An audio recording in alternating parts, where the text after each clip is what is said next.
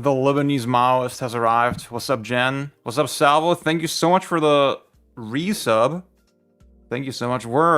The thing is, the shareholder number on the screen is wrong. I just counted. We're at 39.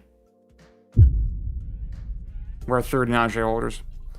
I think I need to change the goal a little bit. I need to make it a little lower. Taya, what's up? The idea for the goal is like, okay, I'm gonna do a whole DMC3 Dante Must Die playthrough. To be honest, maybe it's fine at 100, because I want to do it like the right way. I want to do it super 2 trillion shareholders. 1 logillion shareholders. I want to do it like super fucking properly, where, okay, I have my little CRT on the desk next to me, and that's where I play the game, and then I stream it at the same time, you know? But to do that, I need a couple more setup things, you know? I have the CRT, but like, this is where my fucking computer is sitting. Like, this exact spot on my desk, and just rearranging that. The thing is, God.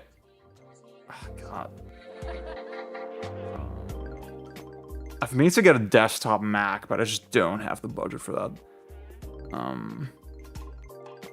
Maybe if my job interview works out next week, then we can splurge, but yeah. What's up, y'all? How are y'all doing? I'm gonna refill my water. Ooh.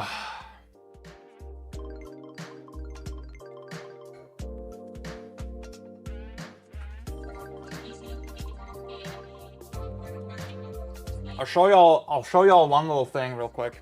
Give me 1 second.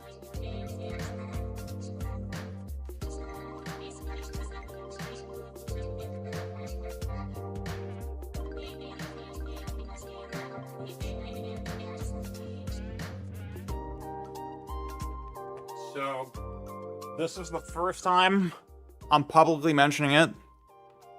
Yulia is coming back. She's, back home with her parents over the summer. She's coming back on Monday. And I thought, I haven't publicly announced this yet. She doesn't know about this. I'm gonna surprise her. I'm gonna make a couple of renovations. I got some new shelves for her, like wall shelves that I'm gonna put up. And I'm gonna rearrange some of the other shelving to make it a little neater and nicer and all that. And then also, I'm gonna hang up some pictures. I got this one. And I got, this is for the bedroom, for our office. And I got this one for our living room. Yeah. Very excited. I'm doing that tomorrow. That's how I'm gonna spend my day tomorrow. I've been like getting into this habit. I got a little whiteboard on the fridge. And it's been very satisfying to like, okay, I'm gonna put a little task. This is what I'm gonna do this day. This is like, that's how you can tell I'm on the real unemployed grind, you know? I gotta put extra effort into structuring my days. So tomorrow is finally the IKEA day. I got a drill. I'm gonna drill some holes. Hopefully that's gonna go decently well. We'll see. Arthur Morgan, thank you. Danke. 6-7. See, basically, so what Arthur here is referring to is I edited a video for my good friend Bjorn, and there was like 3 points in the video where he just randomly said Zex Bezim, like 6 to 7 things. And I don't think it was intended like as a joke, but then I put in the joke, you know, I put in the 6-7, you know, and yeah. So today, I spent finalizing. See, my routine right now is like, okay, I take the segments that are recorded on the stream like the previous night, I edit them. I haven't released them yet, but they're basically ready to go. And then I do my other tasks for the day. Today I worked on a couple like scripted videos. Yeah, I'm content funneling. I hope it's gonna work. We'll see. See, that's why I don't think you were around yesterday, but Yesterday I did like random dispatch review on stream, for example. Yeah, I did. Ludwig, kind of a bitch, but he's got some good takes and some stuff. You know, he's got some good advice. I've been like, basically the meta for me right now is like I go into every stream with like 3 videos planned, right? And I hope that's gonna work, you know? But yeah, tomorrow is IKEA day. And tomorrow I should get Torcon as well. Hopefully, maybe. It's all up in the air right now. You know, I will say, god damn it, I could do I could have played at midnight, right? If I did the digital version. God damn it, dude. But like I paid like $40 for it on Amazon. That's really hard to beat. So, yeah. So we're streaming probably Torcon tomorrow. I don't know if I'm gonna do much on the way of segments tomorrow. I think I'm just gonna game. And I did have one idea for Torcon. That was like relayed to me, like one good idea to make content for, so we'll see about that. But yeah, that will be first week of Zia 2.0 streams done. Pipip, what's up? Nandus, did I say what's up? Hello. Welcome everybody, welcome. And then Friday, I'm gonna have some friends over, hopefully, to play Torcon. That's my off day, yeah. And then next week, I have a job interview on Wednesday. So we'll see. Let me look at my schedule, actually. I got a podcast recording on... Oh, you know what? Oh, God. Next week, Monday and Tuesday for streams is gonna be a little weird. Cause I actually got work. I actually got my TV job those days. So that's pretty funky. I think maybe I'll still stream. Maybe I'll just delay the time for a little bit. We'll see. Or maybe I'll do like an early stream. Try that. You know, see what happens. Anyway, let me put back the pictures. Again, this one. Well, the thing is, I'm a little nervous that maybe she's gonna think I'm doing too much. I don't know, or she's not gonna like it. Again, this is for her office. And this for the living room. I don't know. I think they're just like we do love Snoopy in this house. We're like Snoopy enjoyers. Not like mad Snoopy fans, but like definitely Snoopy enjoyers. And it's like, it feels like the type of thing that's like, okay, it's not too cute, too kitschy, you know, too cheesy to put on your wall. I think that should go over well. Okay, let me put these back. Ugh.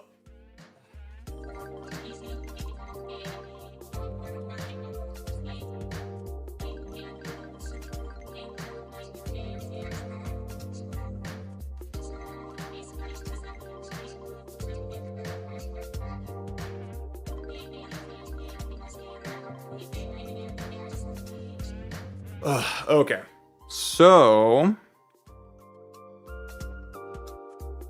Dragon, what's up, man?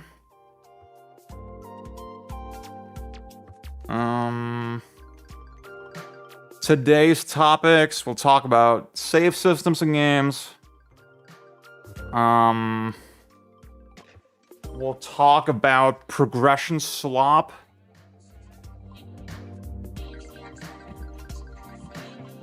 In reference to Splatoon Raiders for the most part, because that's what I've been playing. That's what got the gears going a little bit.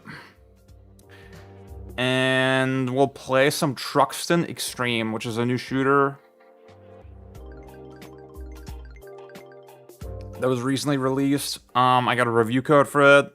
I'm under no obligation to do anything specific with it. So I'm just gonna show off the game, and yeah. And we'll see. I got the PS5 version, and dude, I don't know what's going on with the PS5. Like, god damn it, dude. Something with the PS5 and the capture card is just not fucking gelling. It's just not working.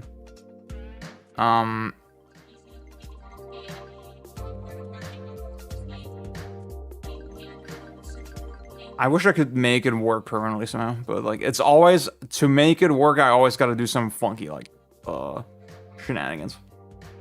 Anyway, before we get into any of that, discussion in the Discord has been alive and kicking as always. Today's punching bag is God of War, the God of War reboot games, the Norse games. I don't have much to contribute on that. I would need to. Oh, you're not supposed to see that. Oops. Oh god. Wait. Let me. I don't think I. Yeah. Oh, dude, the giant bomb thing. Oh my god. Hang on. Let me see. I totally forgot about this. Most important videos. So I intentionally didn't look at this list so that I'm surprised when I look at it. Oh fuck, wait. I didn't mean to do that. I'm gonna change topics. Maybe, you know what, if we have time, if we get through the topics like more quickly than expected, then maybe we can do that. Okay. So the thing I want to relay to you all is we got a forum on the Discord called Hot Take Factory. And this is where you can give me ideas for topics. And I encourage you to do so. Please give me more ideas because I'm kind of running out of them. It's very important for the content funnel shit that I'm doing, you know? Now, this is one, what is the purpose of games criticism? I wanted to do this one at some point. I think I need to think about it a little more. I guess that's another thing, right? I need to spend more time in the day just thinking about the segments before I actually go live. That's why I'm always inclined towards segments that I can kind of freestyle.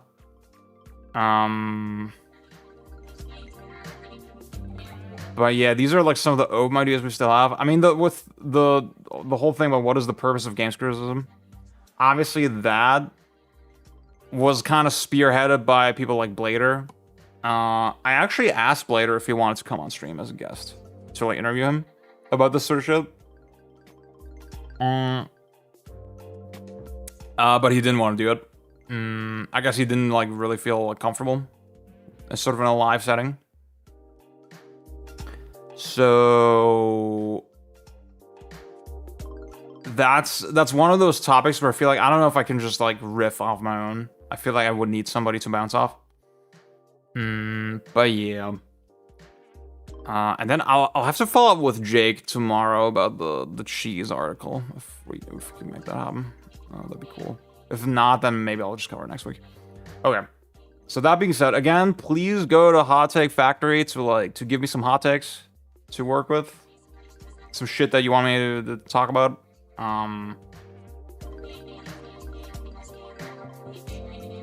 But other than that, I don't know. Is there anything else I should be that we need to talk about before we get into the stuff? You know, I don't know.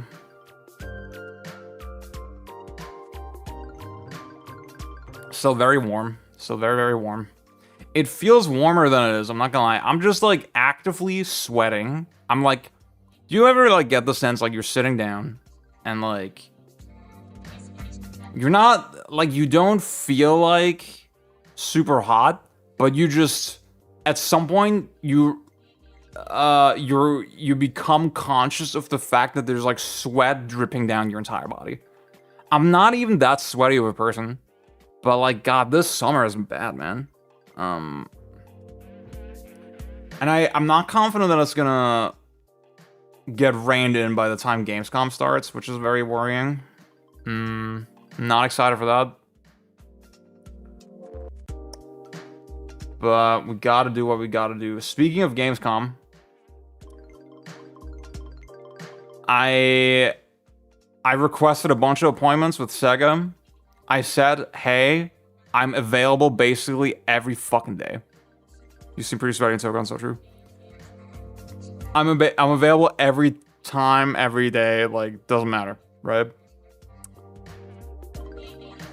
The only appointment that I got was for, wait. What was the thing?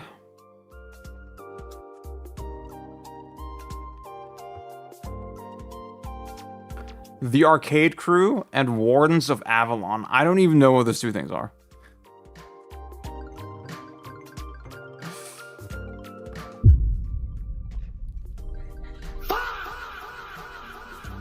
Did not get Crazy Taxi. Did not get P4.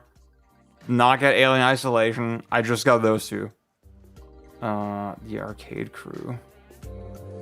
Oh, it's a publisher. Okay. Wardens of Avalon. Action RPG set in a dark Arthurian world. I mean, that's cool. Yeah, well, yeah. So no Crazy Taxi, no P4. Exactly. So I have one friend who is not crazy about them taxis, and he got the Crazy Taxi appointment. So we're currently in conversation that about whether I might take over on that.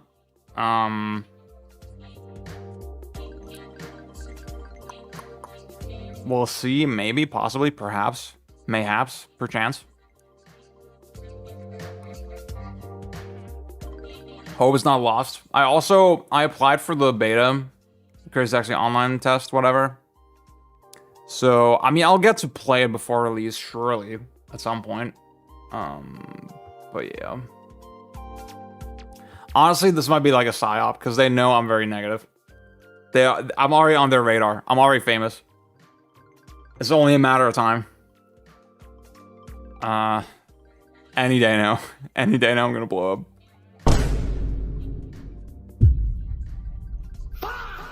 I'm sorry. Oh my god.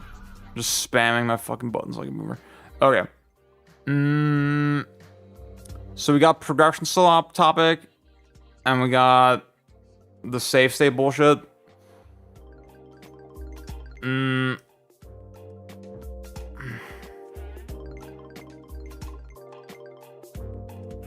Sega was afraid of showing you the new Crazy Taxi. They didn't recover from the winning. That's a Capcom game, but I see what you're saying. If you get an appointment for that, can you do some sort of noble sacrifice to stop development for What's up, Hot Pocket? I don't want to say too much on stream, but I hope you're doing okay, man. I'm rooting for you, dude.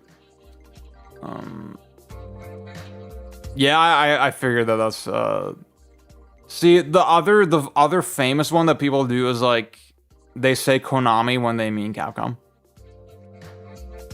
I see German people do that all the time for some reason. I don't know. It's like K.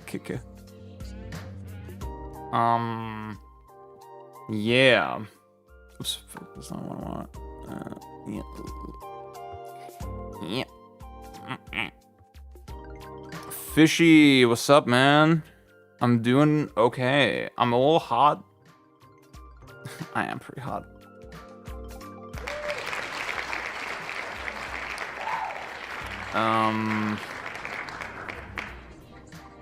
Okay. We'll start with the safe scum topic. I think that's a very easy one to riff off.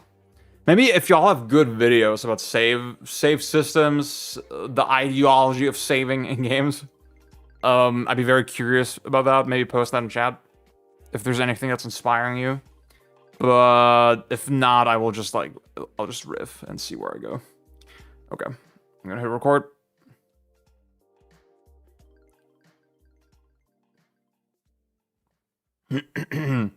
Hello YouTube, say hello YouTube in the chat if you want to be in the video. Save scumming. Save scumming, save states, save systems. Kind of an evergreen topic. I think it was suggested in the Discord at one point. It's something that my bubble does talk about with some amount of frequency.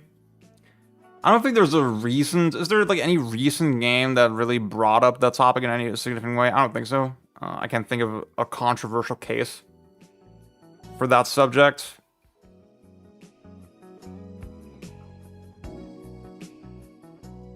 But it's sort of this eternal question of like, okay, how is saving in games canonized? Actually, you know what? I did think of a recent example. So there was I'm gonna say the name, Matthew Matosis. I'm gonna say the M word. He did a commentary on Ghouls and Ghosts. I always get mixed up. I think I've gotten better about like telling apart the different entries in the series. I used to always get mixed up with the names. And there's one point in the video where he cautions against the use of rewind systems, which, if you've played this game in the Capcom Arcade Stadium, which is the most recent re-release, by default, I think the right trigger is mapped to this like rewind function where you can just rewind the game. And Matthew's argument against it is number one. Ghost Goblins 2, yeah, exactly.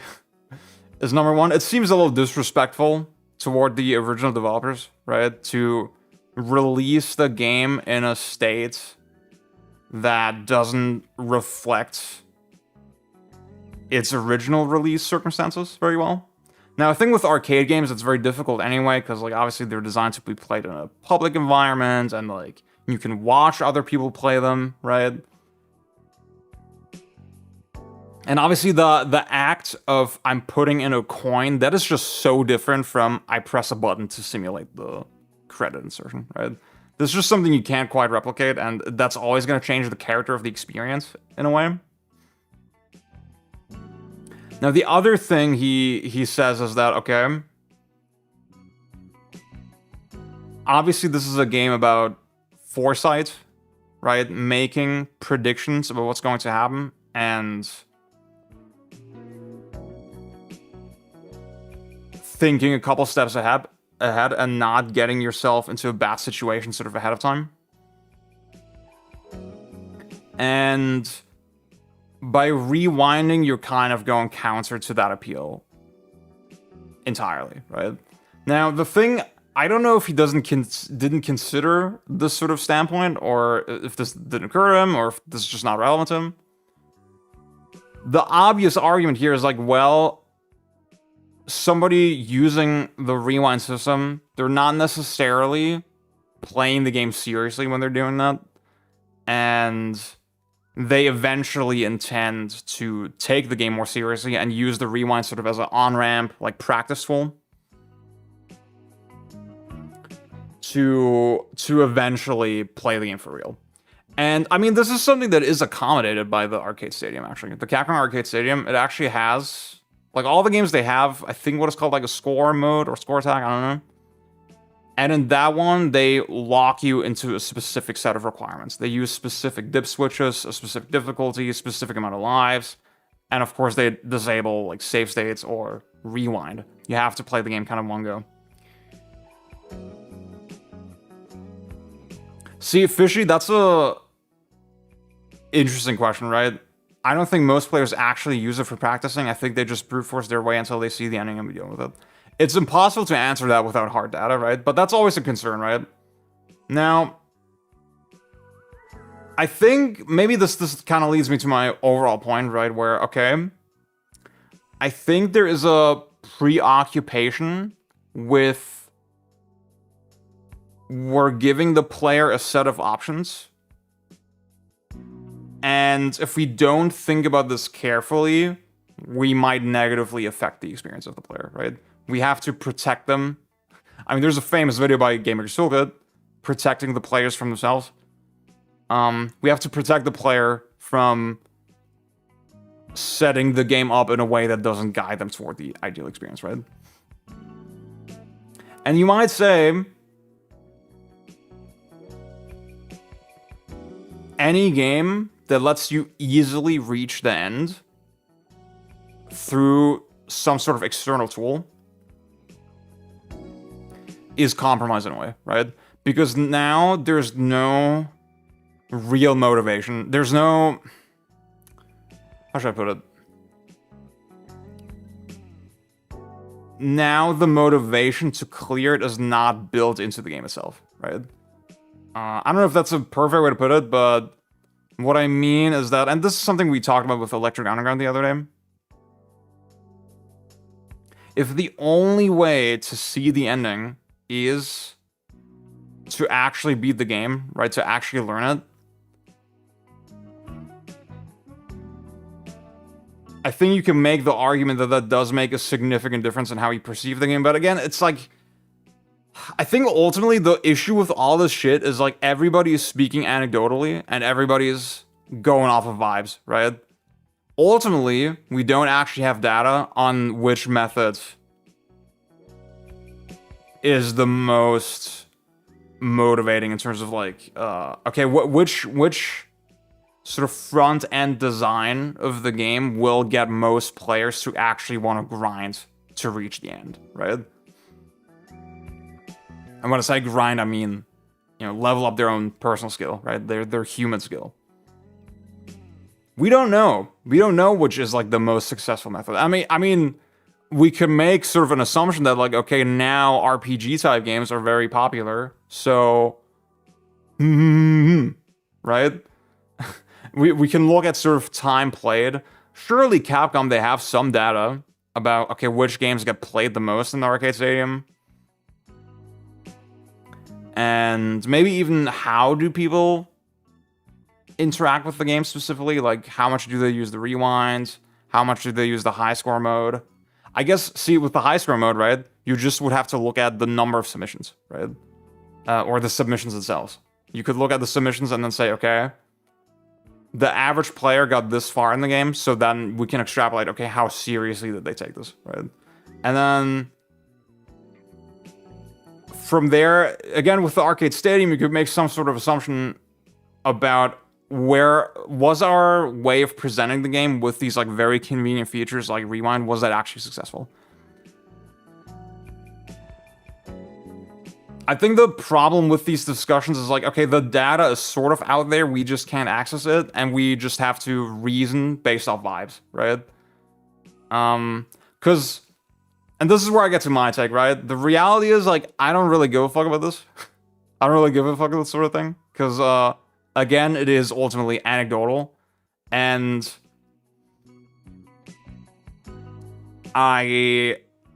personally, I don't see the point in being overprotective of players in that way, right? Because, like, even if I design this, like, super fucking tight game, right? With no exploits, with no ways to cheese to the end, with no ways to, like, use it. I completely reject any, like, convenience features or whatever. You have to reach the end completely fair and square.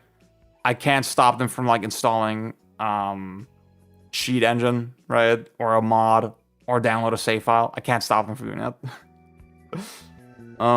I can't stop them from giving up and watching a playthrough on YouTube, right?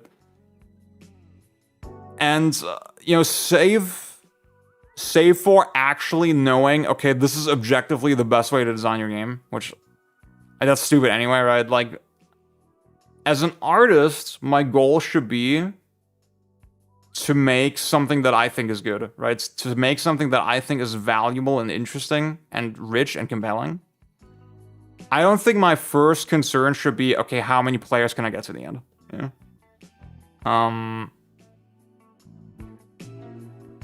What if you quit the game, your router explodes? That's a way to do it. And that's why I find all these discussions about like, oh, this is the best way to do it, blah, blah, I find that very quaint and very unproductive.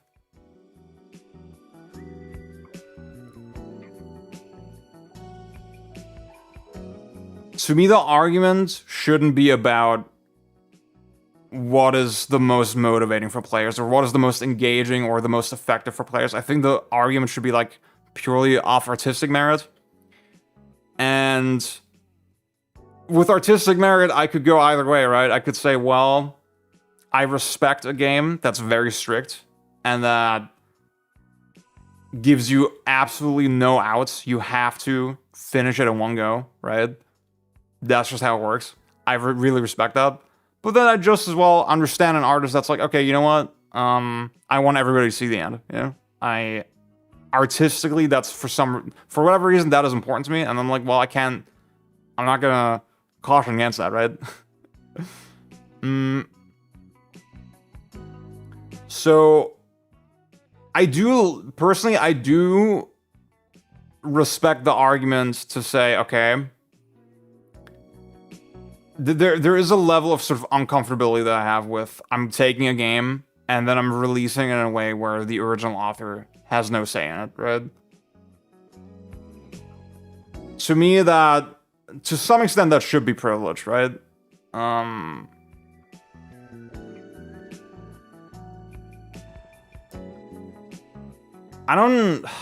mean, this is so difficult, right? I have no issue, for example, with like fans modding a game or adding stuff to it. I think when you're a company and you have the rights to a game that like a human being made, right? I do think there's like an ethical responsibility to respect the author's wishes. And I feel like in Japan, that's sort of more of a thing than like in the West. But then at the same time, in Japan, I feel like they don't give a shit about this sort of thing, right? I think in Japan, like the idea of like convenience and being accommodating toward the player is like very surprisingly big. Anecdotally, I read this sort of shit in interviews a lot, right? Like, I know Koji Igarashi, he had this phrase of like, okay, I don't want to have controls in my game that cause the player to feel stress, right? I feel like that's actually a very common sort of viewpoint in the Japanese dev scene. Now, that's sort of, okay, this is like the thing about practice features and like additional features, convenience features that let you cheat to the end. The thing is, you could imagine a version of this where, obviously, this is not a new thing, right? A lot of shmups, they have a practice mode where they only let you practice up to the stage that you've actually beaten already. Or, sorry, that you've reached, I should say, right? So, let's say you've reached the first 3 stages, and then in the shmup, they let you select stage 3, and then you can practice it as much as you want, and you can do all this funky stuff, right? But it's not actually considered a valid playthrough, right? Getting through stage 3 in the practice mode does not unlock stage 4. You have to do it properly. So clearly, you can have practice tools without undermining that aspect of the game. So I think that's worth considering. I think simply, the thing is, the reason this exists is obviously because it needs to be a generic feature. That, like, the Capcom Arcade Stadium has a billion games in it. And obviously they need to find a single solution that they can just slap onto every game. And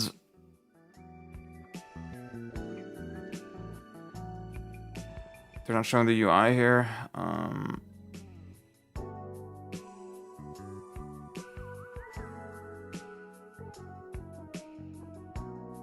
What the hell?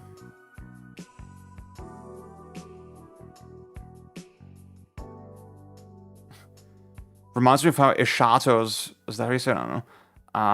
Locks stage select behind a stupidly long points grind. I still haven't unlocked the final stage. That's crazy. Yeah, obviously they need a solution that fits every fucking game generically. And that's why they came up with the rewind system, right? But if they really wanted to respect the integrity of the game, they would do it sort of like a cave, or sorry, like a M2, where they add practice features that are very specific to that particular game. But then at the same time, you can still credit feed in most of the M2 re-releases, I think. Actually, I don't know if that's true. I think you have to unlock the credits with like playtime. I do kind of like that sort of system.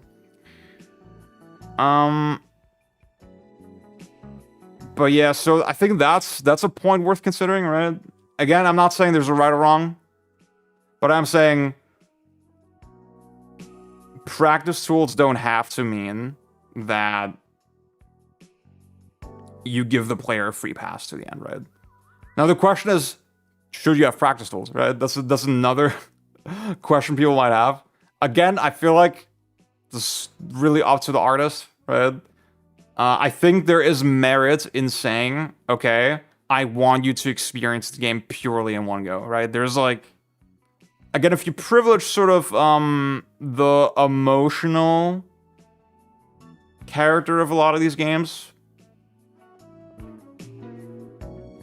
obviously emotionally, it feels very different to say, yeah, to be able to practice this part in the game, I have to get to the part every single time, right? And again, as an artist, if you privilege the emotion, I think that is fair. To be honest, I don't know how I would handle it, right? It really depends on what you're doing. I think for me, one of my big things is that I want the sort of thing to feel organic, right? I never use save states when I practice my Alien Soldier 1 CC. I use the in-game stage select, right? And you have, basically the way you do it is you have to type in a password to get to the right part. So it's a little inconvenient, it's a little clunky, but like it feels organic, privileged, built into the game. And I find that kind of important. I really like the Ketsui shit, where in the M2 re-release, the game is like very intentionally split into a lot of chunks. Once you're asking me to like make my own little save states and like really take the soul out of every situation, I'm not really fond of that personally. I think how you do the practice tools that does have a lot of weight. I guess to me, the player experience on this level is part of the artistic vision without being necessarily this craven audience chasing them. The structure is informing one's emotional response. I agree with that. I think you have to unlock them in arcade mode. You can still set save points at any point, but you get disqualified from online ranking. Other crowds don't let it. Yeah. And again, see, you could still take issue with that, right? If you're saying, well, it's not enough that the leaderboards are gate capped in that way. You have to gatekeep the game itself, right? The ending itself. I can see that perspective artistically. Is there anyone in the world who's against practice modes? Even arcade heads seem to accept it. I think Matthew Matosas would be one of those. I would love to know how he feels about it. I feel like Matthew Matosas is anti-practice mode. Because he's like to the extent where like, okay, I don't like streaming games that I haven't played before.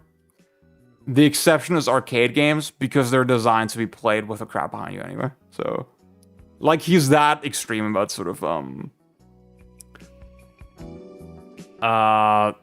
original like release context and that sort of shit, yeah.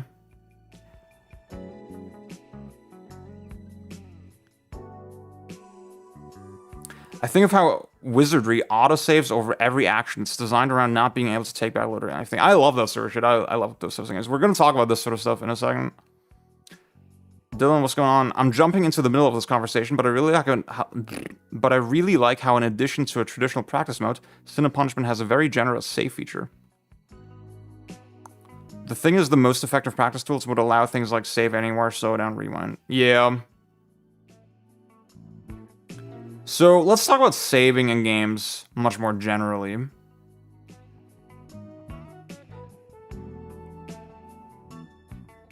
I don't know if this is a hot take anymore, right? But can we just agree that, like, games without a sort of canonized save system, like old school PC games, that's sort of shitty? I think Doom kind of gets away with it. Because you can kind of make the argument that, like, well, the game has the pistol start. You know, it has, okay, if I start from a specific level, I have no items in my inventory, and I can do the whole level with just the pistol. And that's sort of the intentional design of the game, right?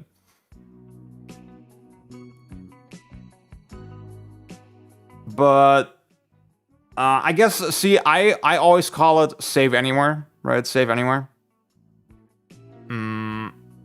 Where you can save, I mean, it's save states, practically, right? Like in old school PC games, they're just saving the exact state that you're at.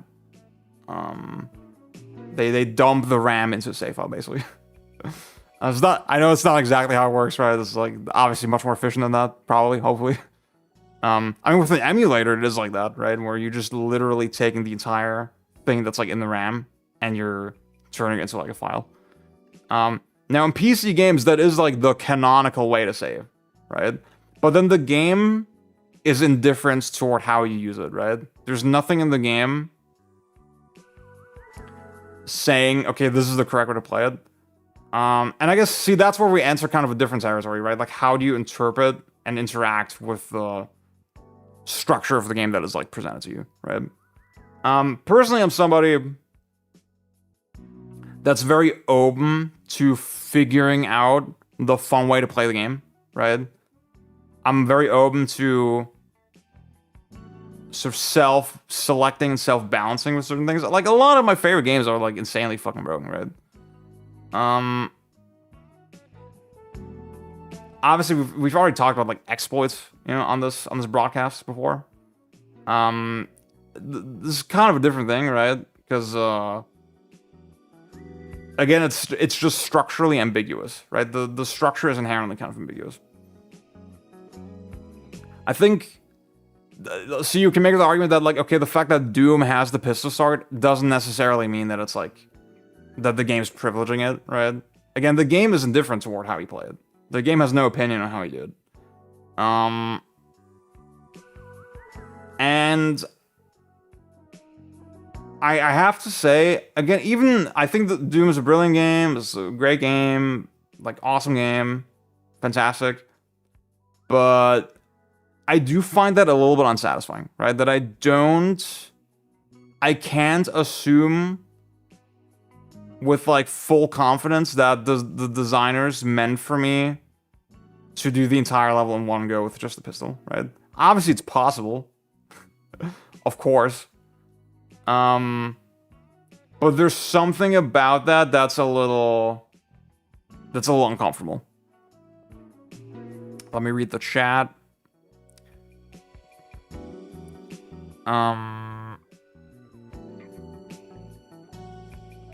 I mean, I know we're not adventure slot fans here, but I think saving anywhere is kind of a necessity for those experiences. Yeah, see, that's the thing. The saving, it doesn't undermine those types of games, right?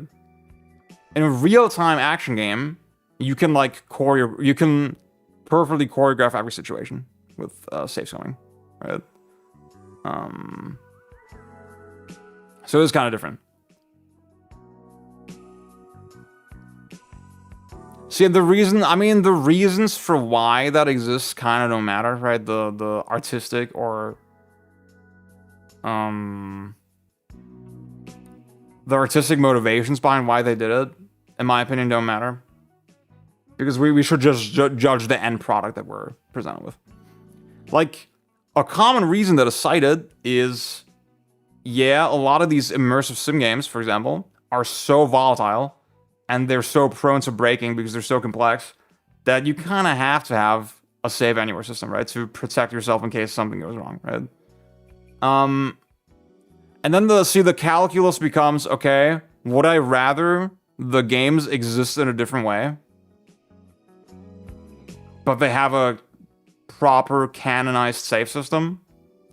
Or, you know, they're just like, again, this like self-selecting, self-balancing, whatever type of thing. I don't have the answer to that, right? But I just know again, something like Prey. I mean, that's a very, very busted game to begin with. That's a very easy game to kind of just slop through and like really trivialize the combat. And the save system did not make that better, right? The save system, I felt like I constantly had to ask myself, okay, am I being too cheesy? Or am I being too strict? If there just was a canon save system, because the game, it just auto-saves randomly anyway, right? So you can't really properly escape it at all. You can make like a rule that, okay, I'm just gonna save manually every time I like enter a new area or something, but even that gets like weird, right? Like, what if I just exit the area whenever I'm in danger? And then I save, and then, I don't know, like... in Doom IMO, it's still a mistake and should have had something else with saving anywhere as some sort of extra cheaty option.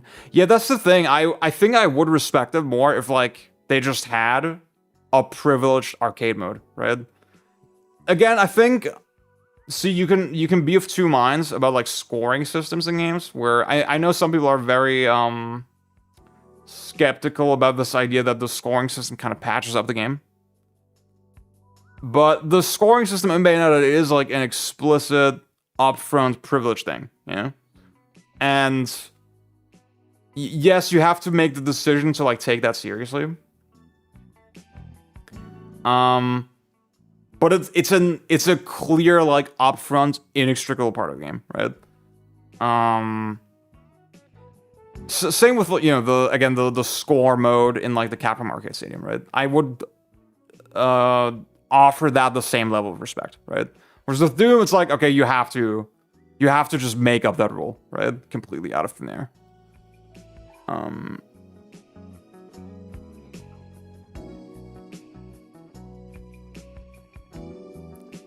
See, V, you're pointing at something.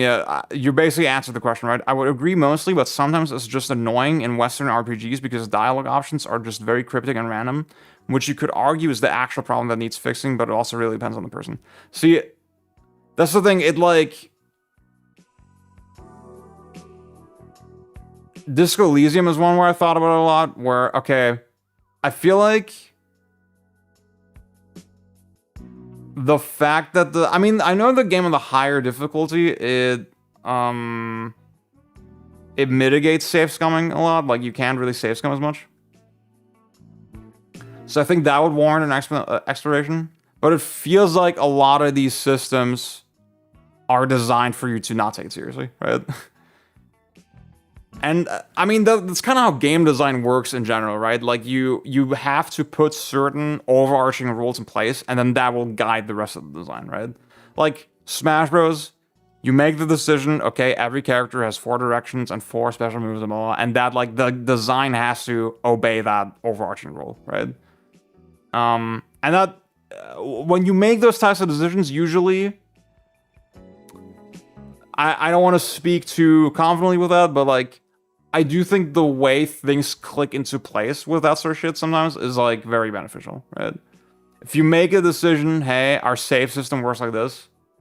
See, it can also go the opposite way, right? I always say this with Resident Evil, where, okay, they made the decision that you have these very immobile, not interactive controls, kind of. And then guess what? From there, like, it unfolded as a very lame fucking combat system that doesn't really have a lot of variance. So I think those like early upfront decisions are very important in game design. Tomb Raider 2 has been kind of miserable for me because of some poorly timed saves. I think 1's fixed points and 3 save pickups feel like better concessions.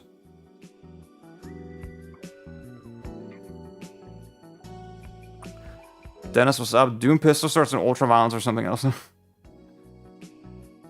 See, again, like, that's the thing, like, the game already has extra difficulties, right? So once you add that in, it's like, okay, what is the intended way to play this? I don't know. Because everybody agrees that that is insanely fucking hard, right? So, was this intended to be safe scummed or not? I don't know. I want to know. I remember feeling a disconnect when I played God of War 3 and had the standard PS3 save UI that wasn't stylized anymore. Dude, the standard PS3 save UI is like, yes, not Aura. I would say you can assume with 100% confidence that Pistol Start was intended and tested for in all vanilla levels. Okay. In the sense that you can complete them very reasonably and was expected to be able to do so, since if you die and hit space, it restarts you with pistol. Okay.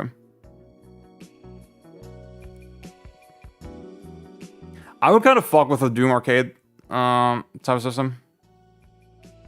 See, I mean, if you designed the game with like continuity in mind as well, right? Like, okay, I pick up the shotgun here and then I have it in the later level, and that's like a boon. But like, because I have limited lives, I think you could make an interesting system there. Yeah, I think that could be kind of cool.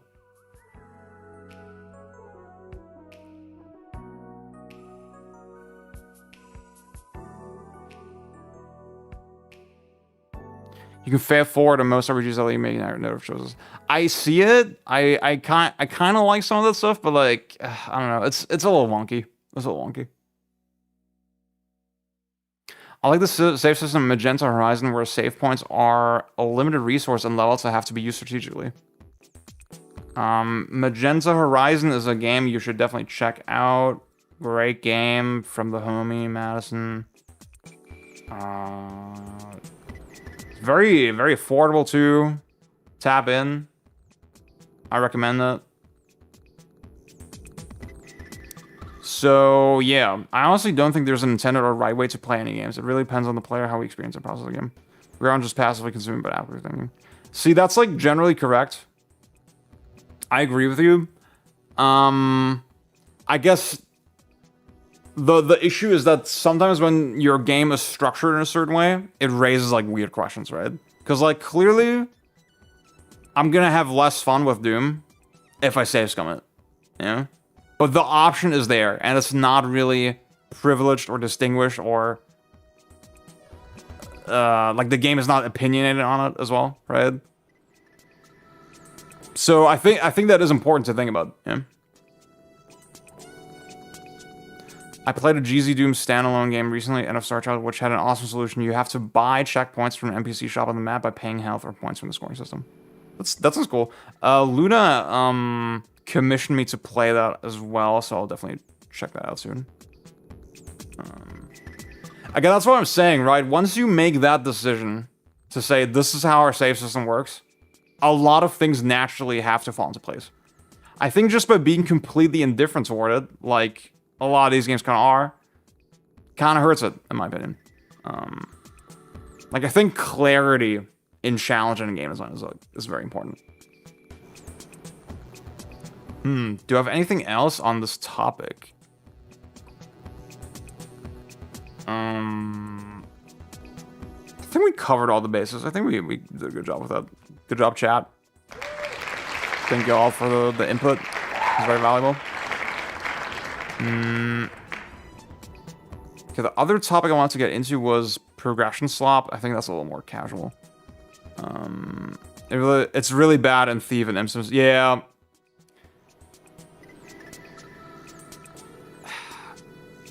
Like, again, I could make a rule where, okay, I only save at these specific locations or whatever, right? But it just, the games just don't feel built for those types of rules, you know? It just feels so haphazard.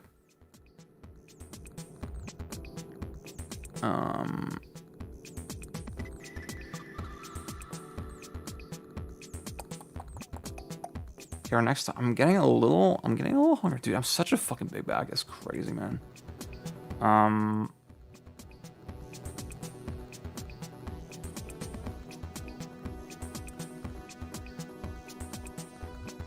Okay. Our next topic will be progression slop bullshit inspired by Splatoon Raiders. Let me cue that up.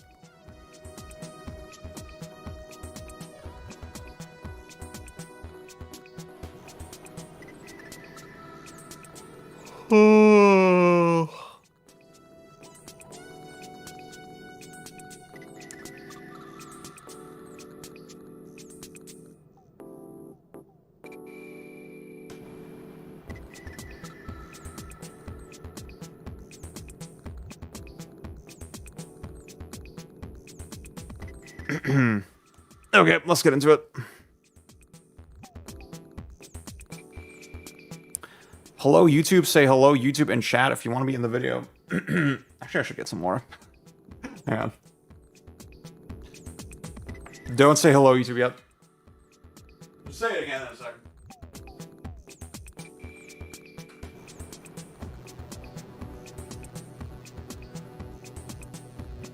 Raid and Hate, what's up, man?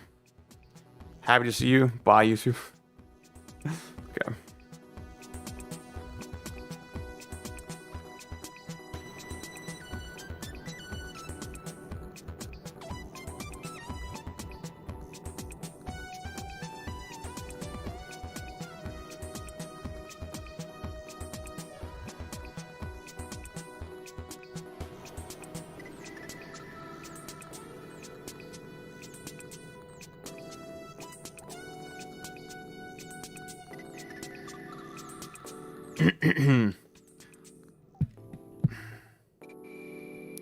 Hello, YouTube. Say hello, YouTube, in chat if you want to be in the video. So, since my last stream with Splatoon Raiders, I've been chipping away at the game casually on my own. I've not played any multiplayer yet. Now, if you remember, I was enjoying the general feel of it, the enemy design, the level design, encounter design, how the controls, some of the dynamics with the new cooldown abilities, some of the arena design, the forward momentum, the fast pace of it, all that, pretty freaking cool, pretty nice. The reason I was skeptical of this game from the start, I was hesitant to pick it up, was its emphasis on loot and progression and slop bullshit. And that skepticism has not gone away. Now that I've played it. There's a very essential thing about this game that really puts me off. Which is like, okay, you level up, and you collect weapons, and you collect parts to upgrade the weapons, right? And as you see here, you're guaranteed to get all three of those things in every single level, regardless of how well you do, right? If you die, you still get some experience points, and you probably likely also got some weapons and some extra parts. And this just makes the game's difficulty completely ambiguous. I'm playing it on the harder difficulty. There's 3 modes. I'm playing on the hardest one. And you know, the game is pretty tough. It's pretty intense. And because I'm inevitably leveling up, regardless of how many times I need to retry, right? With every retry, I'm getting a little stronger. I just cannot fucking tell if I actually get good at the game. If I'm actually getting good. Or if I just got an awesome weapon, right? That's like solving the shit for me. It's an unavoidable part of the game that it naturally gets easier in that way. And it's not just that, but also you have the ambiguity of like, okay, see, the game has like a level of recommendations, right? Where, okay, they recommend for you to be at level 8 for this level. If you're under level 8, maybe skip that for now. And they even go to you, they even say, okay, hey, we recommend that you play this like older previous level to maybe, you know, level up a little bit. And to me, that's like, that's a bad sign. That's a bad sign. And, you know, it's been the case for me, like, maybe I just suck, right? Again, I'm playing on the hardest difficulty. On the hardest difficulty, I've had situations where, okay, I'm a good bit over the recommended level already, and I couldn't do it. And not because I die, but because so many of the levels are timed as well. And I like that they're timed. I like time challenges. But when you added the ambiguity of like, okay, do I even have the tools to do the necessary damage in the time that is given to me? I don't know if I do. I genuinely, straight up do not know, right? And that is just unbelievably fucking frustrating and annoying. It makes the difficulty completely opaque. And really the question is, for what purpose, right? Obviously, see, there's like 2 things going on in this game, right? Number 1, the satisfaction of my character getting stronger. Which, I mean, we could do like motivational studies and all that shit. Personally, that's just a thing that I don't see any value in whatsoever, right? I think sort of this idea of, okay, we need to give the player rewards to give them a reason to keep playing is fundamentally rotten. And to me, the motivation to play the game, like, here's the thing, right? Let's think about dailies in other looter shooters or like other PvP games, Fortnite, that sort of shit, right? It's like, okay, it's a motivation for like logging on every day, right? You might even say, okay, I mean, with that sort of shit, it's very transparent. Think about Splatoon, right? I got a weapon, and I'm like, if I play another level, I'll get more weapons, right? So that's a reason for me to play more of the game, right? Why is playing the game a good thing? That sounds like a stupid, silly question. But really, the act of playing the game should be inherently rich and fulfilling, right? The good thing about the game, the good quality of the game, shouldn't be that it compels me to keep playing it. The game should have actual qualities that I enjoy, and then those make me keep playing it. Now, when we talk about motivation in games, we need to be very careful in general, right? We need to be, like, obviously a lot of shit is extrinsic motivation. If I like parrying in Third Strike, because the parry sound is so satisfying, and that is a prudent example, because guess what? The developers, they specifically said, hey, we made the parry this like very high-pitched sound because we want it to stick out in the arcade, right? And it's like, you can be, I mean, there's an economic incentive for the developers to design the game in that way, right? Like that you could say that is a form of compulsion, right?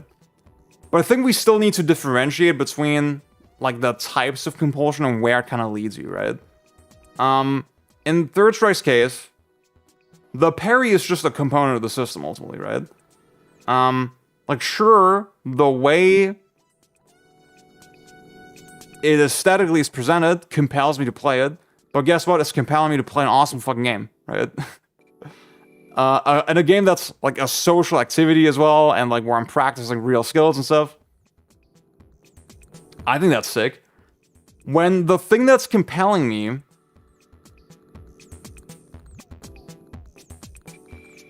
like, see, you could make a similar argument for Splatoon, right? Like, okay, I'm picking up a new weapon that's compelling me to play the game, and the game might be fun, right?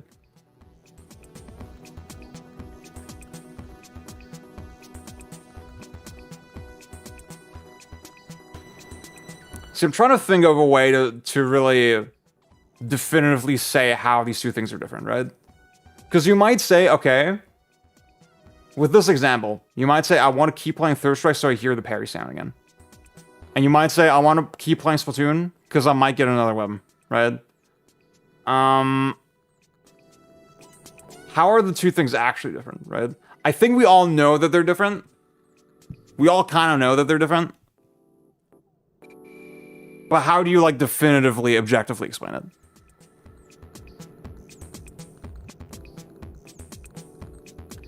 Parry feels like positive feedback to me rather than a reward. Well, positive feedback versus reward.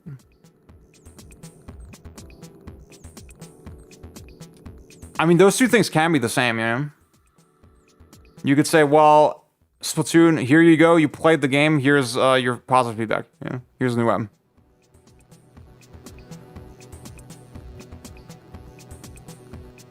The reward is negating the damage.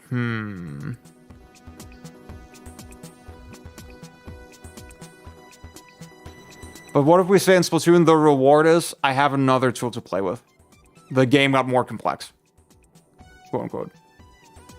Sometimes it's not different. I queue Slippy unranked out of habit, so hopefully have a good time, and then I just hit Luigi's. What's up, Rex? There's cool ancient rule instrument remixes of recognizable themes, but some of them also sound weird. Wait, that's not really right. Let me catch up with the chat. I think we're kind of at a standstill with this topic, so I need some more input.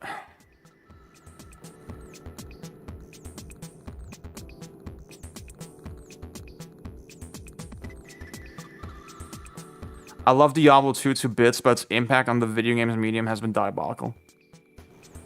Pun not intended.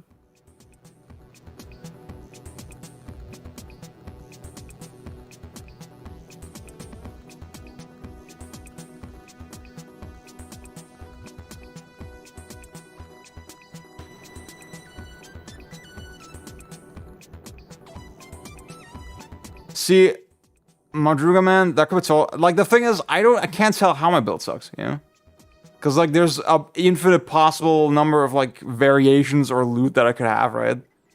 It's just so opaque. I don't like that.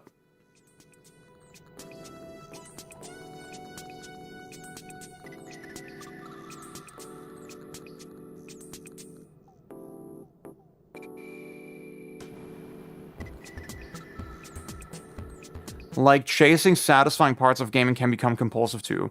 Just that one is inherently more seductive due to its design, I think. See, Rax, that's a very nice way to put it. See, because, here's the thing. I'm biased towards shit like Third Strike, but I need to be suspicious of it as well, right? It's good to be suspicious of the games that you like.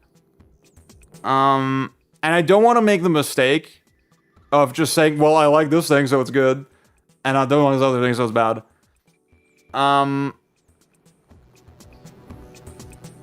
But I think the way this sort of shit ties into the game's overall design, it is more violating in a way that I'm just not a fan of. See, I mean, another argument we could use is the Skinner box argument, right? Where if you don't know, the Skinner experiment is, okay, we have a rat with, you know, they're in like a contained kind of environment, like inside a box or something, and the rat gets access to a button. The button dispenses food. The rat will press the button and eat as much food as it needs to be sated, right? And then it will stop. What if we tweak the button? What if we make the button dispense the food randomly, right? So there's times where you press it and nothing comes out, and again, it's completely random. What was observed is that the rats will just go kind of insane, and they will end up eating much more food than they actually require, right? And will be very harmful to them. And it's funny because, like, I mean, you know, that's the logic of loot and of gambling, right? And that's why that sort of shit is so insidious. The prospect of, like, ooh, I might get a new weapon, I think that is compelling in a way that is just so manipulative. I think an expected outcome is a little less malicious, right? When we're talking expected outcomes, we could say things like, okay, I get the nice parry sound, that's expected. But also, I level up at a certain threshold, that's expected. I think that's a little less insidious inherently. But I still don't like the leveling up, right? I still don't like it.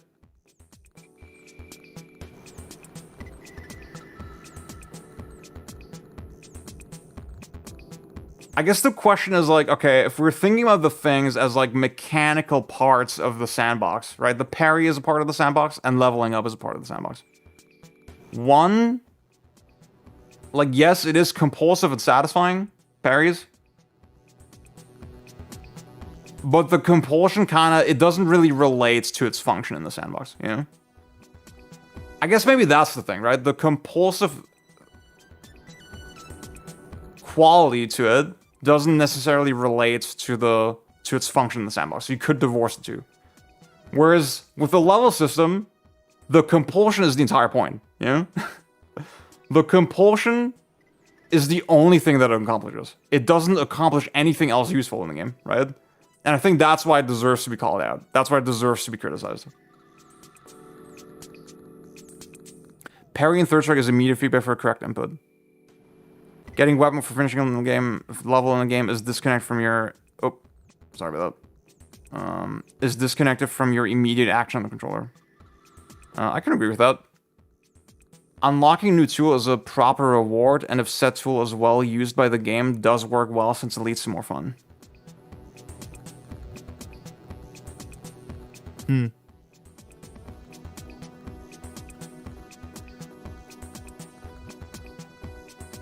See, I'm open to the idea of a game like scaling and changing over time. One thing I recommend is if you've played Kingdom Hearts 2, right? You might be tempted to say, okay, I want to have some mods that give me some of the like fun abilities right at the start of the game because I don't want to just spend all this time unlocking them. But then if you do that, you kind of understand, you begin to understand why the game is made like this, because the way they gate access to Sora's tools is another way that they modify the experience and like change the difficulty and escalate the difficulty, right? The opening fights they feel distinctly different than the endgame fights in the game. Because of the lacking access to abilities that you have, right? So I'm open to that. But then that's also a game where it is very, it's very capped, right? It's not this endless possible treadmill of loot. Even like the biggest things in Kingdom Hearts 2, you don't get for leveling up, you get for just finishing a level, right? Like they're very scripted, like explicit parts of the progression and the path through the game, right? And I just respect that way more than like, you might get a random cool weapon. Ooh, I don't know.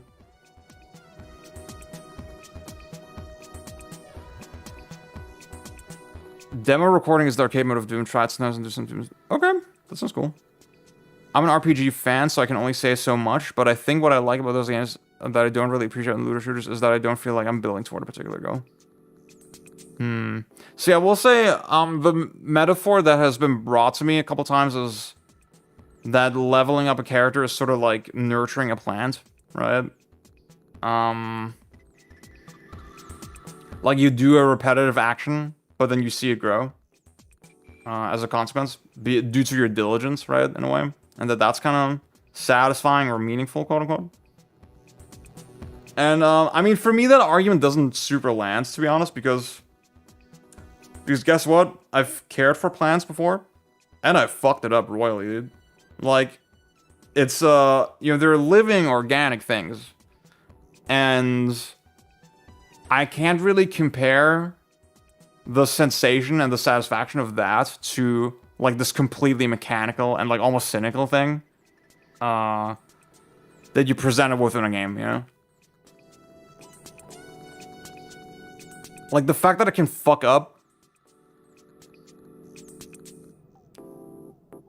my nurturing of this plant, I think that makes it really meaningful. That makes it like, oh, I have agency in this relationship, you know? I need to move through the world around me in a thoughtful way, you know? Whereas an RPG, yeah, okay, the way you grow an RPG is literally by deleting life from this world, you know?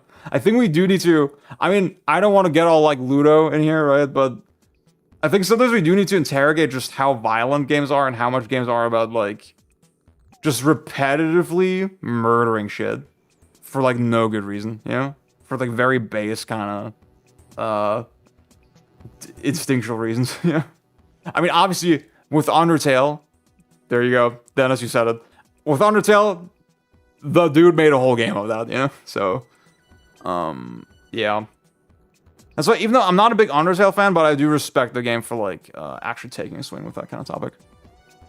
Shadow of the Colossus. See, I think in Shadow of the Colossus, I guess I think one of the reasons I don't like Undertale is because it does it in such a hokey and like on the nose kind of way. It has to really rub the point in your face.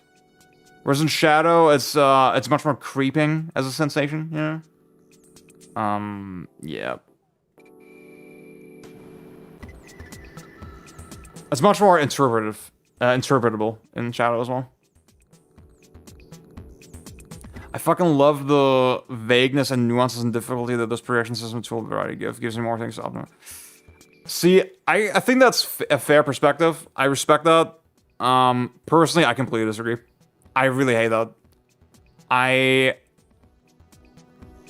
Like, for me, anecdotally, it ends up in a way... Undertale is morality stuff. Undertale's morality slop, dude. That's fucking awesome. Oh my god. Anyway, in a game like Elden Ring, for example, it's impossible for me to take the game seriously, right? Because I'm like, okay, well, like I could try to do an honorable, like level 1, no items, sword only, fucking no summons run. But it's like, completely ambiguous if that's like even possible to do, you know? I have to like dial in the perfect difficulty for me in such a like arduous and like time-consuming way. And I'm like, it's just not what the mechanics are inherently building toward, you know? Like, obviously, it's something that is possible through the mechanics, that you craft your own experience that way. But I'm like, well, if the ideal experience is to make a super fucking hard game, the game is not guiding me toward the experience very elegantly, you know? I get the skepticism, but comparing these feels like a reach because stuff like Third Strike Parry feels more like juice. No, I mean, Blur, I agree with that. It's just, I think extrinsic motivation is a big umbrella, you know? To some extent, you kind of have to compare the things, I feel like. Because I think because we did that today, I think we reached some new conclusions, you know, about, like, why a game like Splatoon Raiders is, like, kind of, I don't know. I think mechanic like a parry, while it isn't your control, people vastly overestimate how much control you actually have, if that makes sense. But I'm also just being self-critical, of course. Box shit is so much worse. Yeah. Wait, did I?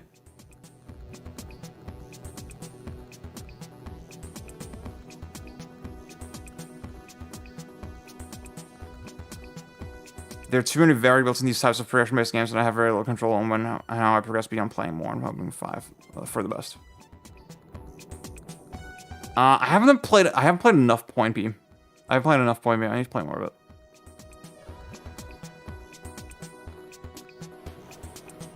Isn't this also kind of psych talk? Yes, it is. And obviously, that's a domain where I have to be very careful about because I'm not a psychologist. So I've tread very carefully with this sort of stuff.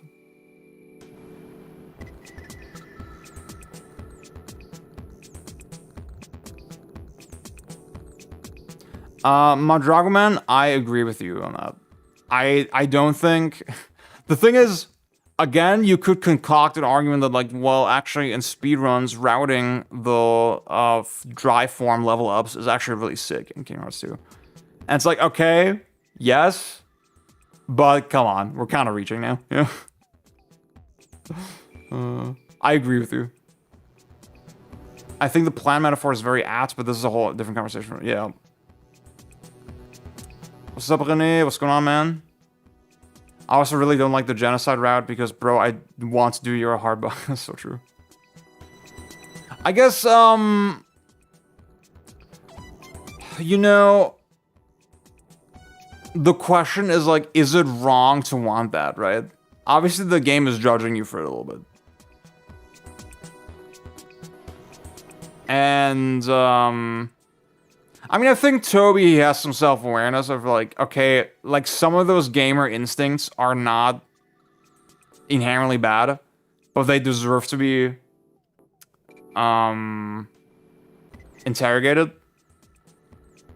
I think it's just the way it's presented in the game is it's a little heavy-handed.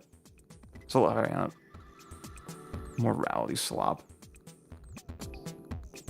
Yeah, you're not gonna make me feel bad for wanting to play more of your game. Median harm discourse is very weird. I feel like it's a very case-by-case thing. I should say, see, I'm not trying to make assumptions about, like, whether a thing is harmful or not. That's not what I'm doing. I'm just strictly talking in game design sense. Like, okay, my experience with Splatoon Raiders is, like, actively tanked because it's, like, obfuscating its difficulty with all the progression slop. Yeah.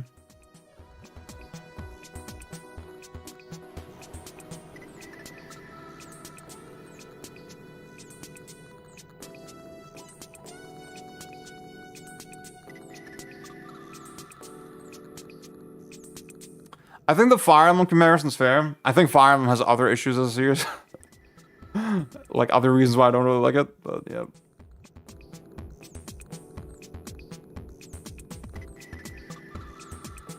Dude, I need a new Mac, bro. Like my laptop is getting so warm. Oh my god.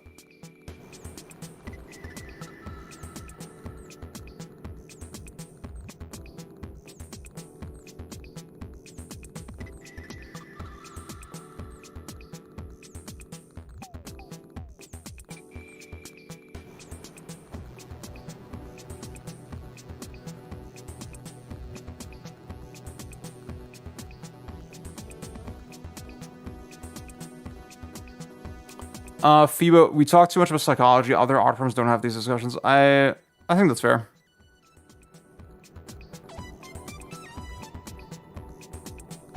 Like, it's something that in my master's thesis, for example, I explicitly avoided, right? My instructor, she was kind of guiding me toward, like, talking about motivation and stuff more, and I was like, nah, I don't want to touch that.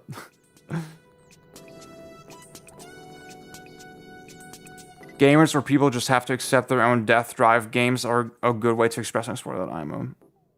I think that's good. Yeah, I think that's fair.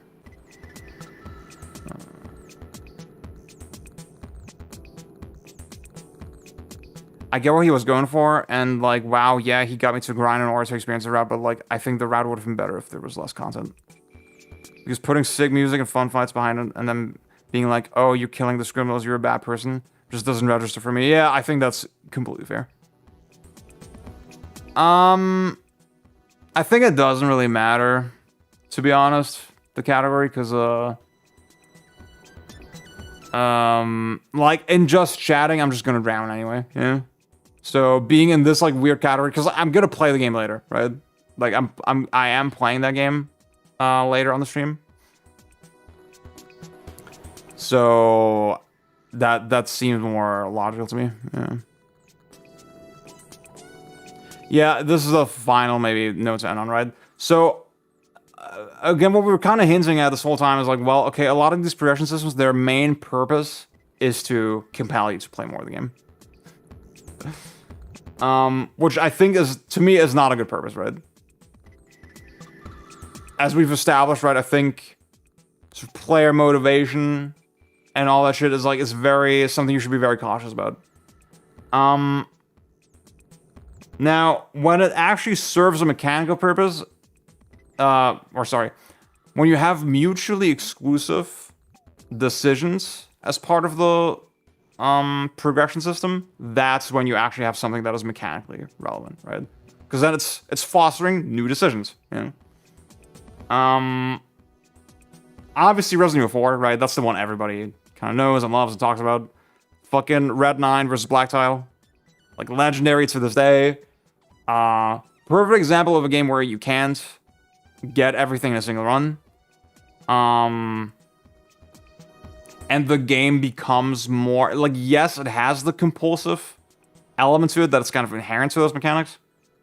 But it's clearly, very clearly geared and gated toward having you make interesting decisions. Even just by the fact that, okay, for example, the weapons are capped per chapter, right? You can't get all the upgrades immediately. They're doled out bit by bit, like chapter by chapter, right? Clearly, they're guiding the system very intentionally in terms of this game design. I think that's very cool. So, if a game is not like that immediately, and if instead is like a Splatoon where, okay, I fuck up a level, I lose in a level, and I'm getting stronger regardless, is bad. Is instantly red flag, in my opinion. It doesn't have to ruin the game. Obviously, the game still has merit, but yeah. That's my spiel on that. As much as I like dungeon crawler RPGs, I wish they limited the amount you could grind. Yeah, at most I've seen extra rewards for doing boss fights within a certain level, but this is a little soft incentive. Okay, that's that. The next thing we'll be doing is... I mean... Okay, wait, I was, So one thing I was, like, considering talking about was this old thing. The most important video games in history.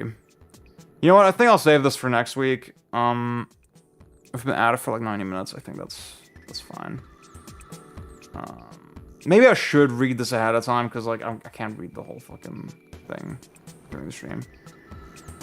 And I think just like blanketly reacting to it would be like kind of lame. So let's not do that right now. I'm gonna prep for it and then we'll do that next week. Okay. Yeah, man. Okay. I'm getting the PS5 ready. Also, dude, I'm really hungry, so I'm gonna eat a little snack while we're doing that. I guess real quick, I'll plug some of my stuff while we're at it, you know. Yemen. What? I don't know what you're talking about. Okay.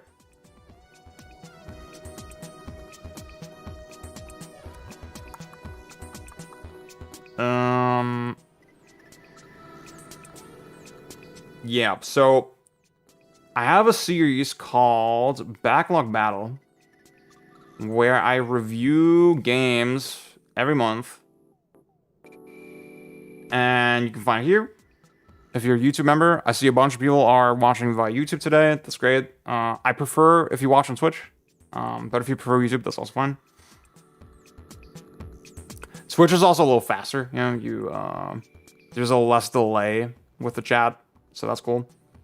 And it's just Twitch is just a little more beneficial for me because if I have consistent viewership on Twitch, I eventually make it to like partner status, and that will really help the channel. But I'm not gonna force you. You know, you can watch on YouTube. That's fine. So, if you're a YouTube member, you get access to my series Backlog Battle, but you also get access if you're a Twitch subscriber. Again, these come out every month. Sometimes like a little slight delay. I'm trying to be better about that. But yeah, I forget what I'm doing for this month. I think for July, the July episode, I will definitely be covering GTA 4 and 5. Actually, no, I did GTA 4 here. Sorry, GTA 5 will be the subject of the July episode. Hell yeah, Dylan. That's what's up. See, that's a good segue because if you want notifications for Twitch, you can head to the Discord and go to roles and then click this button here. And if you do that, actually wait, it's this one. If you click this button, you will be notified. You will you will be pinged on Discord when I go live. And there it will direct you to the link here. But also I also post the YouTube link with it, yeah. So yeah. Maybe I need to start just like only posting Twitch links. See, I've started doing the thing where on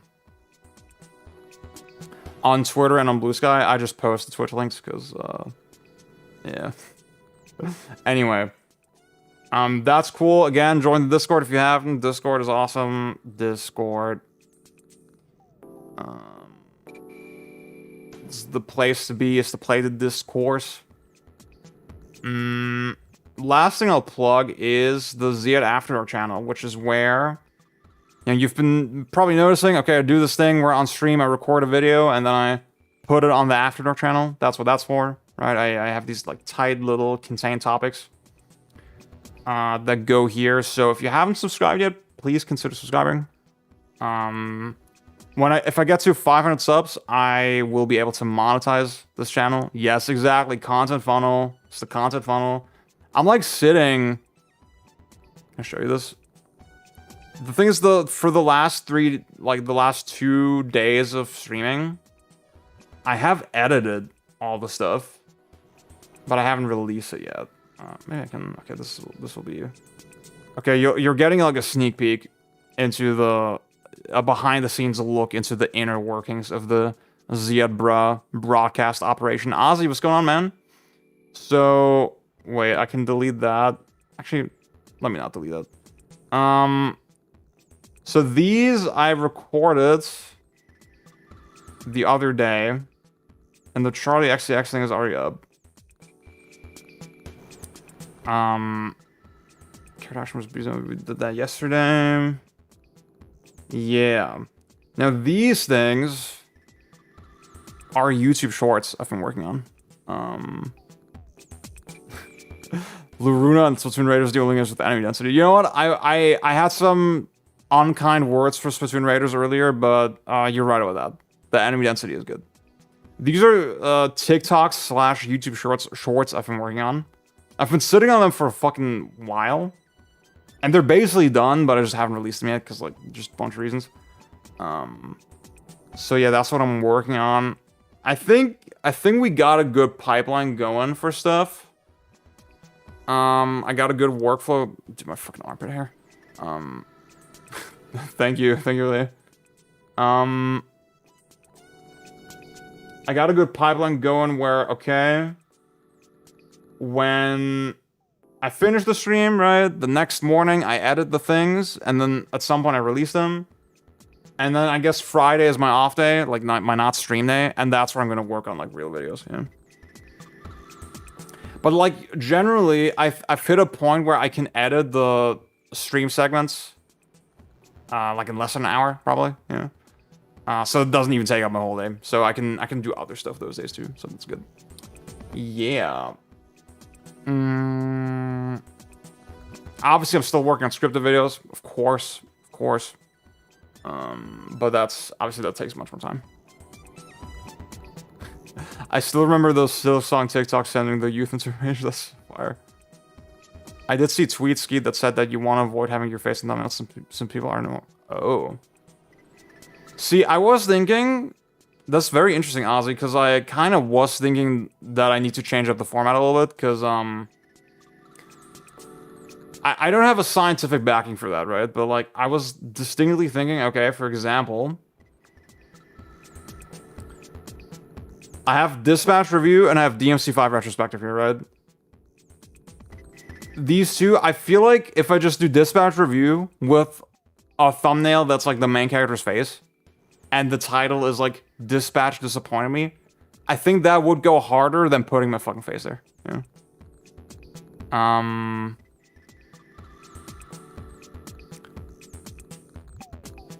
Something about that feels right. Something about that feels correct. So, Ozzy, I see it. Thank you for the hint. Like that, I think that seems to work. Yeah, that seems to make sense.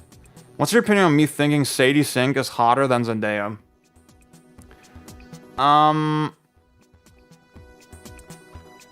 I believe I. You know what? Oh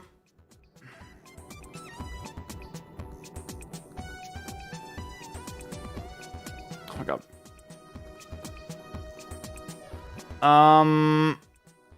Okay, see, with the little fringe, I kinda saw the vision. I was like, you know what? She kinda has some. I kinda get it. Oh yeah, with her little hood, yeah. I kinda thought she had a little something. But like, Zendaya is Zendaya, bro. Like, come on. I'm not even like a Zendaya gooner like that. You should look at Jack Crawford's titles too. They always feel awesome. Okay. Sadie Sink was also born after 9/11. That's crazy. Like, God, I'm sorry that I'm commenting on women's bodies. And Sadie Sink doesn't? That's so crazy. See, I will say, okay. A little bit of misogyny here, right? I'm commenting on a woman's body.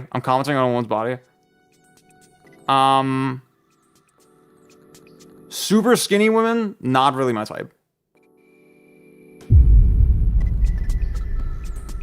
Like, it's just a preference. It's not saying they're not beautiful, right? But I need like a little meat, you know?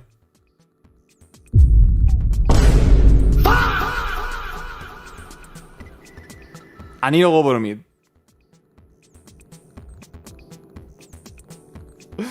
Oh man, okay. That's like, the thing is with Zendaya, there's been moments where I saw the vision kinda. Yeah, clip that if you want. I'm not gonna clip it, but you can clip it.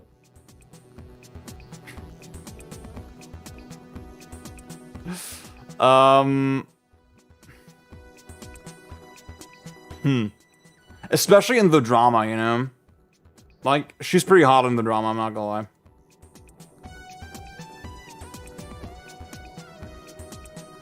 I'm not the first person to say it. God, this movie's so good, man. I like this movie a lot. But when your goat is low-key washed. Damn. Was what I said that bad? God damn it, dude. Okay. Y'all, I'm gonna prep the PS5. I hope that that's gonna work for me.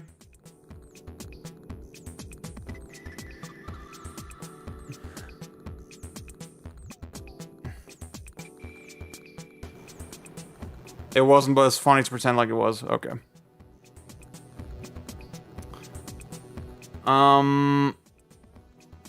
Couldn't go into the Odyssey, so I didn't go watch it, to be quite honest. Famalam. So fucking true, man. Compared to the cesspool of social media, it could be much worse. Yeah, dude. God. I don't want to relitigate the Odyssey discourse, but like... It's so crazy just how comfortable people are with being, like, just insanely racist, yeah? It is so wild. I mean, just look at the looks maxing shit, right? Where, these guys will be like, yeah, he's black, so he cannot possibly ascend. He cannot be a 10. It is so wild. Fuck, marry, kill, Zendaya, Charlize Theron, and Anne Hathaway. I'm not gonna do that. I will say Charlize Theron, like little like 16-year-old Ziad had a mad like crush on her.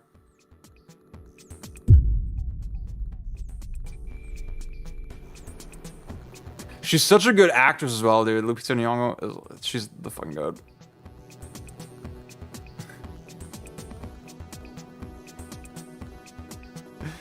This is a Shure SM58 microphone. It's not the meme microphone that everybody has, which is the Shure SM7B. I like Anne Hathaway too. Inshallah. I like this microphone a lot. If I blow up, if I get fuck you money, I will upgrade to a Electro Voice RE20. That's the goal.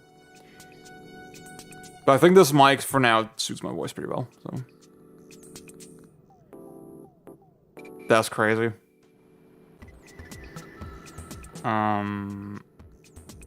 Yeah, okay, my PS5 is not showing up on the capture card, so... Let me coerce it a little bit. Let me talk nice to it.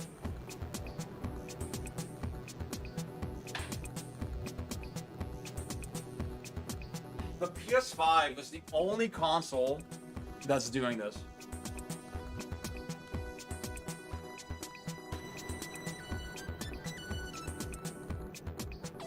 I used to have a Natalie Portman crush before I learned. Oh.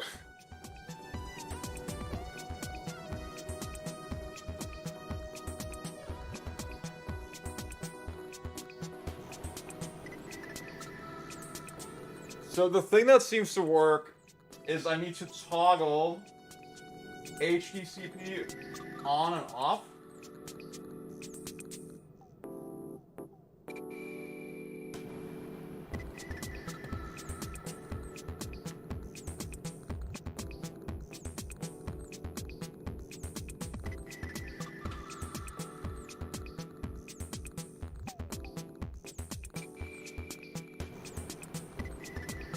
That's crazy.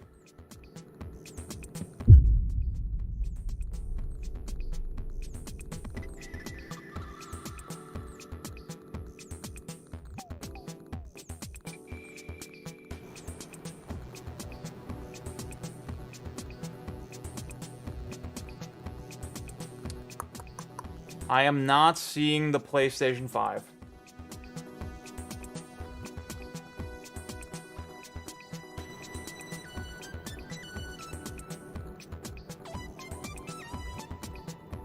I'm not seeing the PlayStation 5 on my screen.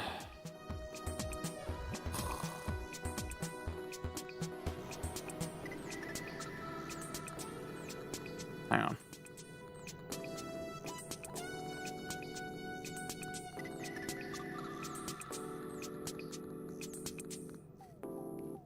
I can't be canceled. Okay. So my Nintendo Switch, of course, is working. That's crazy. What is the whitest woman to have a crush on? Zoe Deschanel. I honestly, I see the vision. See, the other thing that seemed to work is like, okay, I turn on the Switch, and then I turn on the PS5. Fuck.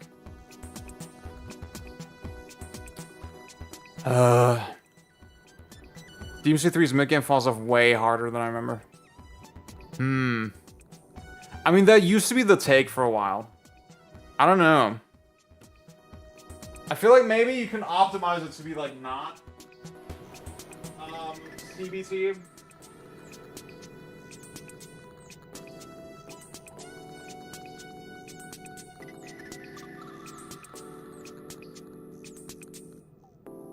I recently revealed to the boys that my main crush is Charlie XCX, of course. Also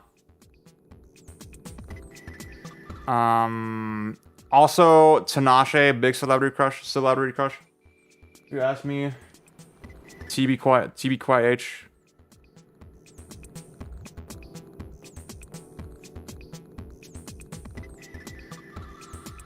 Hands on my knees, they ain't never seen moves like these. Nice and clean, ain't one buddy but I talk real mean. Simpin', sad, Lord please forgive me. Said I don't like begging, but I'm on my knees. Got them keys, please. I'm not easy, but I'm feeding. I'm just human, we all got needs. Open 24 hours, there's no shirt or shoes required. Eat your heart out, yeah.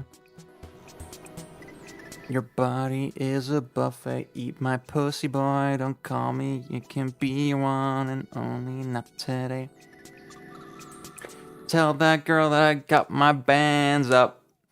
Perchy a fan, yeah. Dua Lipa, very attractive woman. A little too skinny for me.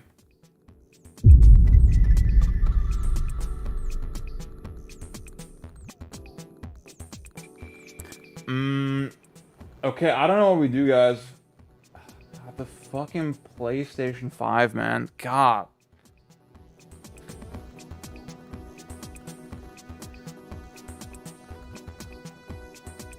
Hang on. Okay, I'm gonna show my ass now. I'm gonna sexualize myself. Okay.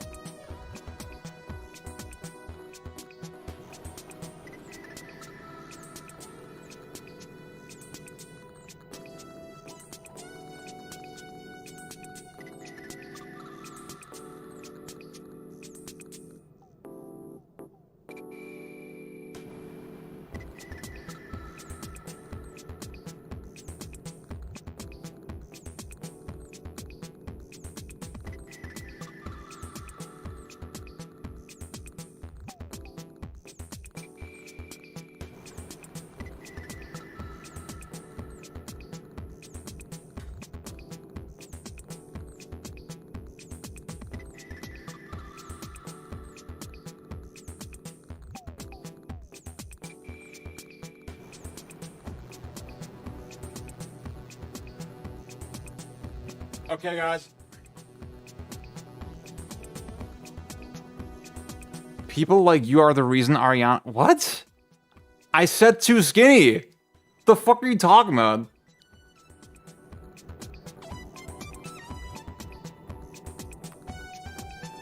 Wouldn't the logic be like, okay, we all have to appeal to Ziad, so we all... I don't know. Okay, executive decision. No more PS5 streams until I figure this shit out, dude. It's not gonna work. Oh my god. It's not gonna work out. No more PS5 streams. I'm tired of it. I'm tired of fucking troubleshooting this shit. I'm trying to play Truxton Extreme. Which is a game that I got a review code for. Fuck! Oh my god. Oh my god, Blur, you're so fucking right. You're so fucking right. I didn't even think of that.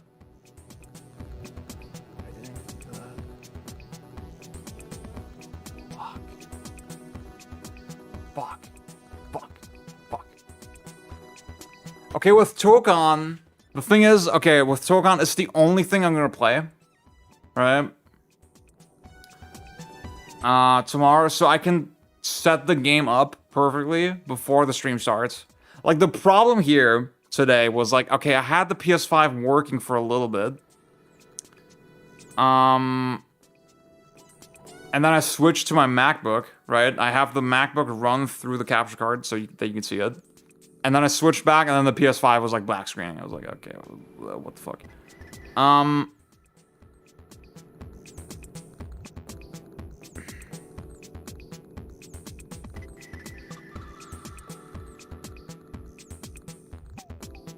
See, I wonder if Knuba, if he just has the TV device link or something turned on. I don't know.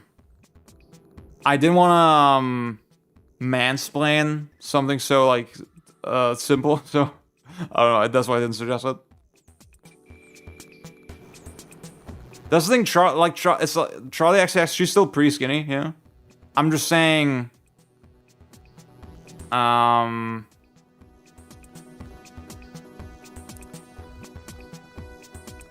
There's like a level of skinny where I'm like, okay, you're a very beautiful woman, you know, but like, I'm not. This sounds so bad. We need to stop. This sounds so bad. We need to stop. We're reaching numbers never before seen on the Zebra broadcast. Okay.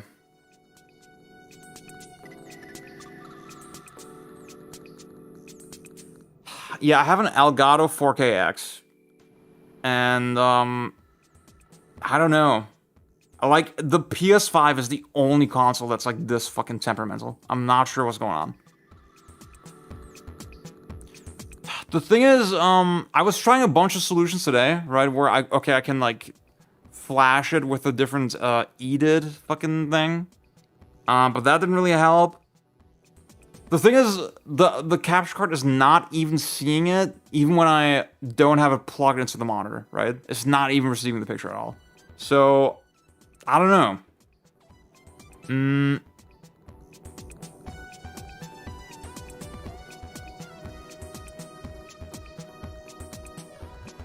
Charlie is coke skinny.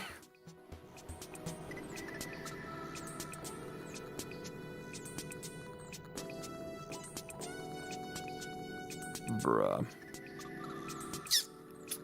And it's not an issue that a lot of people seem to have, the one that I have, specifically. So, I joined the Elgato Discord today, and I didn't really see much about it, so... I don't know, dude. I don't know what the fix is. I don't know what the fix is. Anyway, what are our options for gameplay? So true, Ozzy, you're so fucking right. Okay, I turn off the PS5. Have you played the OG Truxton? No, I haven't. I mean, Switch is like, it's right there. It's easy. It works. What are some other... Wait, why is it? Oh, there you go.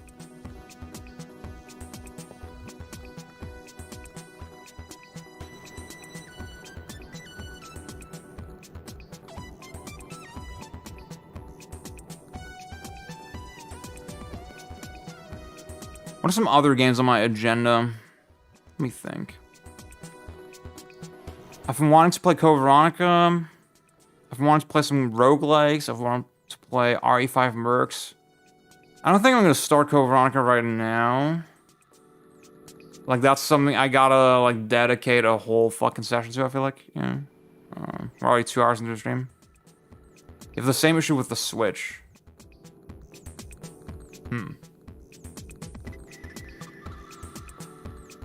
Final Fight 1 CC attempt now.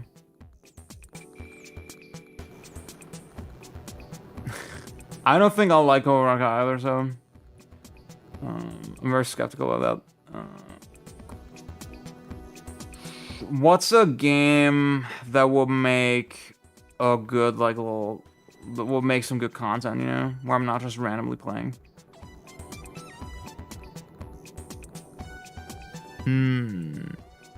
Spelunky.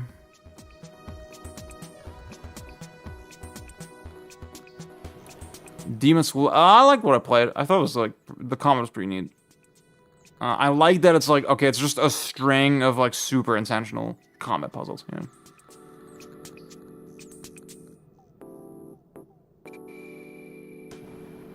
Yeah, dude, I mean, Benny and Bjorn, they're like... They're just so delusional with Resident Evil, you know? Like, it's just an objective fact. Like, Resident Evil is a bad series, for the most part.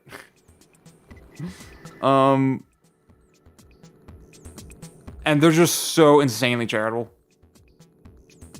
He's gonna land on Tetris. Oh, you know what? I could grind some Tetris. A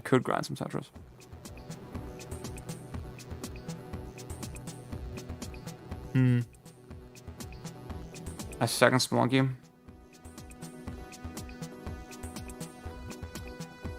Honest question, is there any good video game series? No.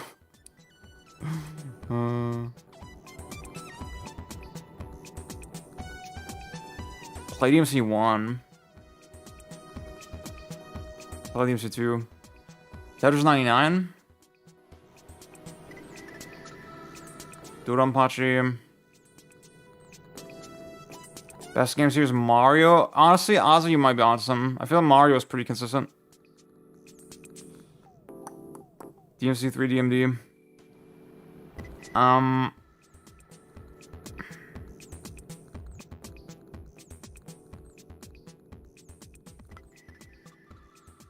Tetris 99. I mean, I could run a little poll, I guess. Let me see. Dude, the fucking polls are so complicated. Hang on.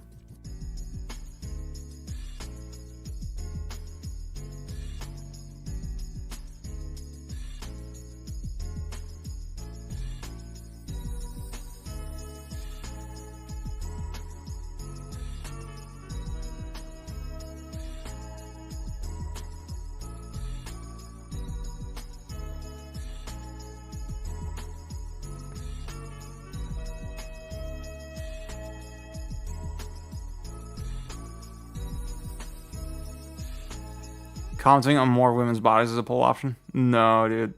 Kirby, Dragon Quest is the most consistent. Okay. Best games is Sid Meier's Civilization. Okay, wait. Let me see if I can make this happen.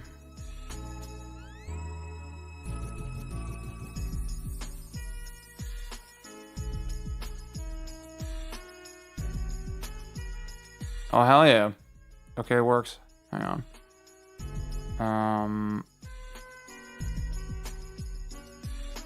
Which game to play? DMC 3 Freestyle. Spelunky. Tetris. Grandmaster. Tetris 99. What else came up?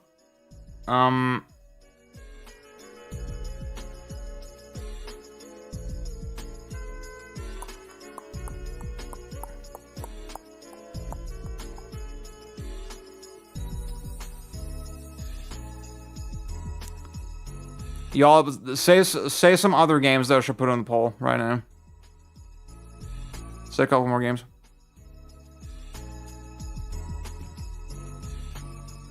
Like first two games that are said that I will put on the poll, and then I'll do the poll. Capcom Arcade Stadium. Splatoon. Okay. Bayonetta Origins, Tier Scout, MGS3. You know, MGS3.